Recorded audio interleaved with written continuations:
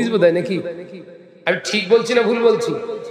এটা ছাগলের স্টেজ না নবিয়ানা মেম্বার? এটা ছাগল মুরগি, দুদিন পর গরু টরু বোধহয় চলবে।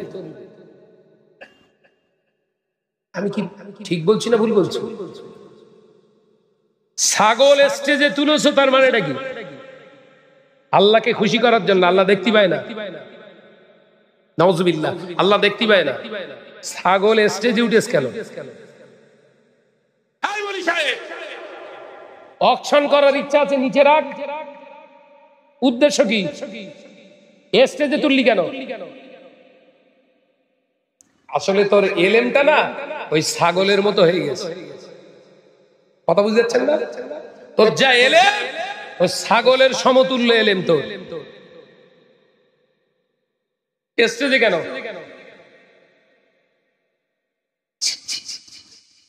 জাতি আর কত নিচে নামবে? হ্যাঁ, আমি কি হিংসা করে বলছি না সঠিকটা বলছি? জানার দরকার, বোঝার দরকার আছে না? না,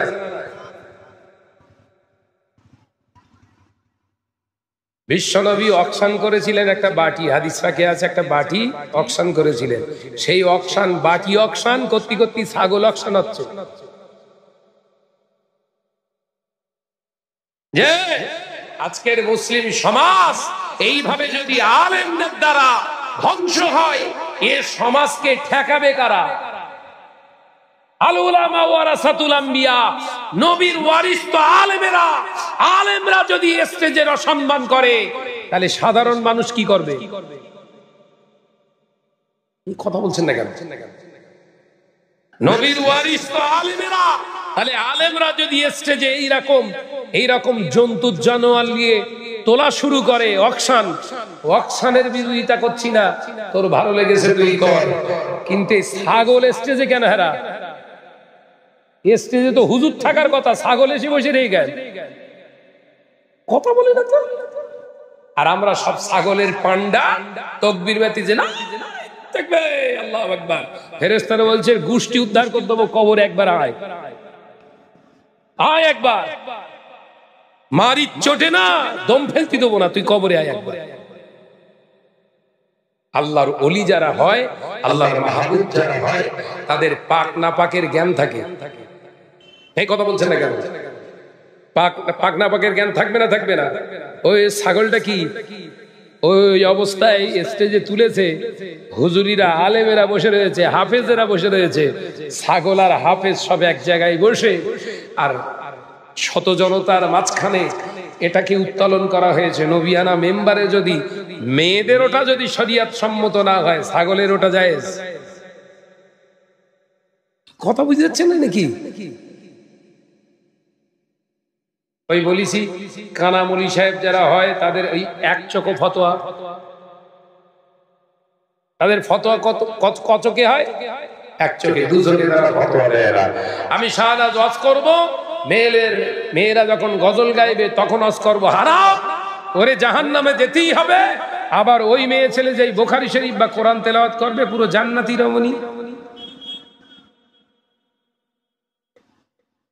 জাতি আর কত ধোকা খাবে এদের কাছ থেকে? আমি শাহনাজ বলছি, 17 বছর আমি কোনো সংগঠন করিনি ভাই। অনেকেই প্রচার করছে সংগঠনে যখন ছিল, কই তখন তো প্রতিবাদ করিনি।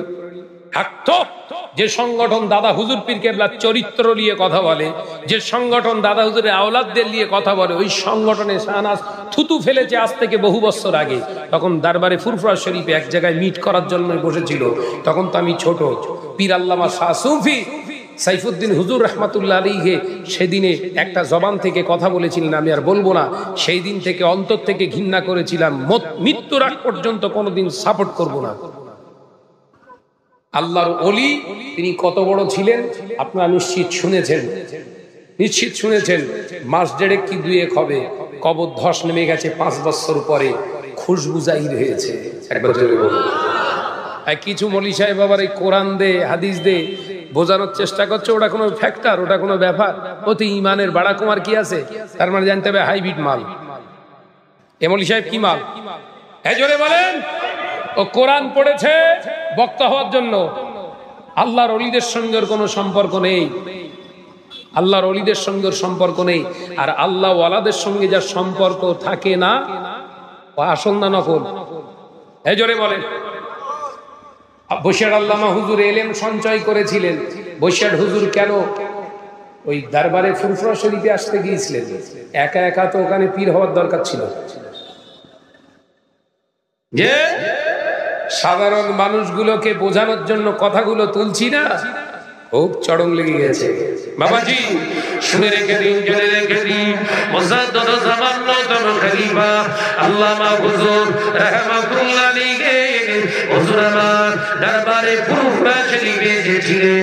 মুজাদ্দিদ জামান আমিরুশ শরিয়াত আলা হযরত দাদা হুজুর পীর কেবলা রাহমাতুল্লাহ আলাইহি হুজুর আমার মুজাদ্দিদ জামানের সামনে যখন আল্লামা হুজুর দাঁড়িয়ে গেলেন, এ নওজওয়ানেরা, খাগড়া বজবজের মুসলমানেরা, মুজাদ্দিদ জামান আল্লাহর ওলির দিকে, আলেমের দিকে তাকিয়ে ফিরে মুচকি হেসে বলেছিলেন, ও বাবার গোলামি, বসিরহাট থেকে যত, টাকি থেকে যত বাবা পীর ধরতে, পীরকে পরীক্ষা করতে হলে, পীরকে ধরতে গেলে আগে অন্তরের চক্ষু দরকার হয় বাবা। বাবা রুহুল আমিন, এলেম তোমার আছে, ভেতরের চোখের অসুবিধা, চোখটাকে অপারেশন করো। ও বাবার রুহুল আমিন, যাও বাড়িতে চলে যাও, 40 দিন ধরে 5 ওয়াক্ত নামাজের পরে পরে, 40 দিন অনবরত 5 ওয়াক্ত নামাজে, 1 ওয়াক্ত নামাজের শেষে 100 বার ইস্তিগফার, দ্বিতীয় ওয়াক্তের নামাজে 100 বার ইস্তিগফার, তৃতীয় নামাজ এরকম করে দিনই 500 বার করে তওবা করো। 40 দিন পরে আবু বকরের দরবারে এসো বাবার গোলামি, পীরকে আর জিজ্ঞাসা করা লাগবে না, আসল না নকল, আল্লাহ অন্তরের চোখকে খুলে দেবে, ওই নিজের চোখ দিয়ে আসল পীরকে চিনে নিতে পেরে যাবে। একবার জোরে হবে না?